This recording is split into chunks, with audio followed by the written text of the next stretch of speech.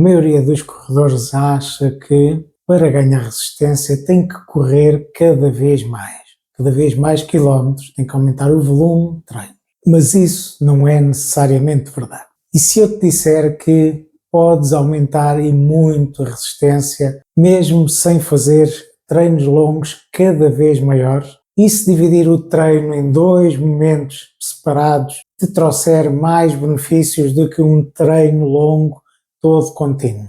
Hoje vou falar-te do conceito de resistência fracionada, um método pouco falado, mas usado há muitas décadas por corredores de elite e com ótimos resultados. E vou mostrar-te como também podes usar este método para conseguires melhorar a tua resistência. A resistência fracionada é a divisão do teu treino aeróbico em 2 ou mais sessões no mesmo dia, em vez de te concentrares num único treino contínuo. Seguindo um método tradicional, um corredor pode fazer, por exemplo, um treino de 70 minutos em termos contínuos, sem parar, tudo na mesma sessão. Com este modelo fracionado, tu podes fazer 40 minutos de treino durante a manhã e depois, durante a tarde, fazes mais 30 minutos para completares os tais 70 minutos de treino. Não estamos a falar de treino intervalado, em que dentro da mesma sessão ou dentro do mesmo treino nós fazemos um período de corrida e podemos fazer períodos de pausa. Aqui estamos a falar de 2 treinos completamente separados, embora feitos todos no mesmo dia, e apenas separado por algumas horas de diferença. E o objetivo não é facilitar o treino, não é tornar o treino mais fácil pelo facto de fazermos uma parte de manhã e uma parte à tarde. O objetivo neste caso é fazer uma distribuição do estímulo fisiológico ao longo do dia.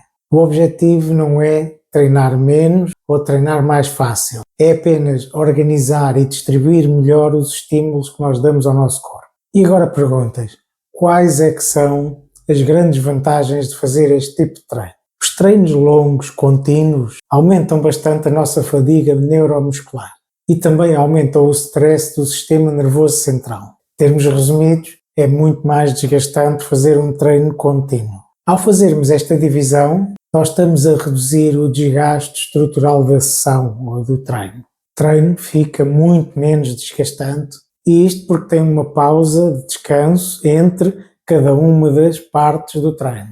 Além disso, também vamos manter uma melhor qualidade técnica. Efetivamente, o que acontece é que quando nós fazemos um treino mais longo, nos quilómetros finais, provocado pela fadiga, a nossa postura, a nossa técnica de corrida vai piorando, o que faz com que a qualidade técnica do treino não seja tão boa. Nós, ao fazermos esta divisão, nós não fazemos um treino tão desgastante e, portanto, aquela perda de qualidade técnica não se nota tanto no final dos treinos.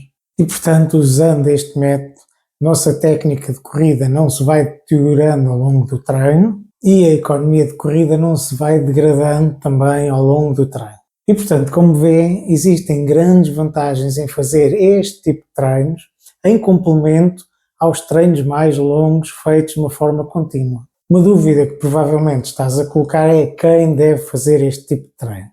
Este tipo de treinos é mais adequado para corredores já intermédios e que façam entre 40 e 80 km de treino semanal. Também pode ser usado para a preparação para provas de 10 km ou mesmo a meia maratona. Este método também é muito utilizado quando nós pretendemos aumentar a nossa carga de treinos, quando queremos aumentar o volume de quilómetros que nós pretendemos fazer ao longo da semana e, portanto, fazendo esta divisão do treino, conseguimos aumentar o número de quilómetros semanal e não aumentar muito a sobrecarga dos treinos. Também é adequado para atletas que tenham algum histórico de lesões e que, portanto, se fizerem esta divisão dos treinos, vão ter menos desgaste e, portanto, têm menor probabilidade de se voltar a lesionar. No entanto, este tipo de metodologia não deve ser utilizada por todos os corredores, especialmente corredores mais iniciantes, corredores que começaram agora a treinar, não devem fazer este tipo de treino.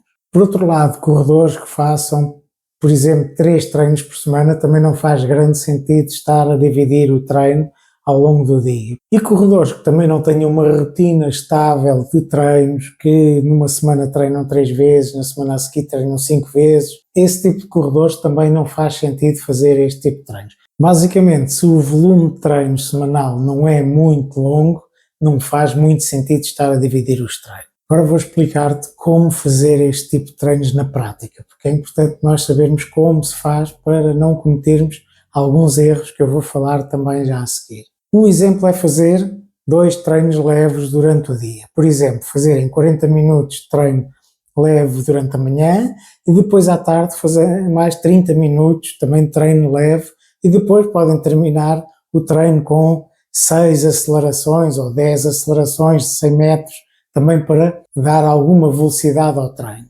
Outro exemplo que podem fazer é durante a manhã fazerem, por exemplo, 30 minutos de corrida em ritmo leve e à tarde fazer, por exemplo, um treino ritmado, por exemplo, 3 vezes 8 minutos, um ritmo já com alguma intensidade. Este tipo de sessões tem uma grande vantagem de não ter um acumular de fadiga muito grande, porque as mini sessões não são muito longas e, portanto, acabam por depois não acumular muita fadiga. No entanto, existem alguns erros que podem colocar em causa as grandes vantagens deste tipo de treinos. A primeira é transformar cada um dos 2 treinos em treinos intensos, em treinos duros. O objetivo é ter um estímulo aeróbio distribuído e não duplicar ou multiplicar a intensidade. Outro grande erro é não respeitar a recuperação entre as sessões. Numa situação ideal devem descansar pelo menos entre 6 a 8 horas entre cada um dos treinos. E além disso devem fazer uma reposição energética para conseguirem recuperar do treino inicial e depois ter energia para fazer o segundo treino. E por isso têm que se alimentar, têm que se hidratar, têm que ter energia para conseguir fazer os 2 treinos. Outro grande erro é aumentarem muito o volume de treinos de forma muito brusca. Este tipo de treinos pode ser usado para vocês conseguirem aumentar ao longo do tempo o volume de treinos. No entanto, deve ser feito tudo de uma forma muito progressiva.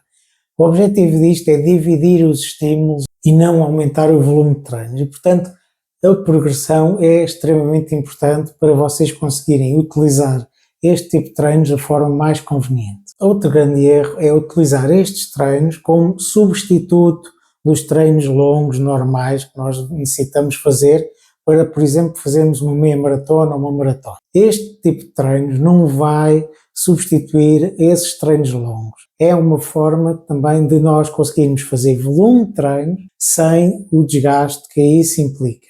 A resistência fracionada é mais uma ferramenta que vocês podem utilizar para vocês melhorarem a vossa resistência, no entanto não é um substituto do resto dos treinos. E portanto o vídeo de hoje era sobre a resistência fracionada, um tipo de treinos em que vocês fazem uma parte do treino aeróbio de manhã e à tarde voltam a treinar novamente. O objetivo não é aumentar o volume de treinos, é fazer uma distribuição dos estímulos e permitirem manter uma boa técnica de corrida por mais tempo, e isso vai levar a que depois também não tenham uma sobrecarga tão grande e tenham uma menor probabilidade de se lesionarem. No entanto, este tipo de treinos deve ser feito com cuidado e não é substituto do resto dos treinos longos que vocês devem fazer. Eu espero que tenham gostado do vídeo e se gostaram, deixem o vosso joinha.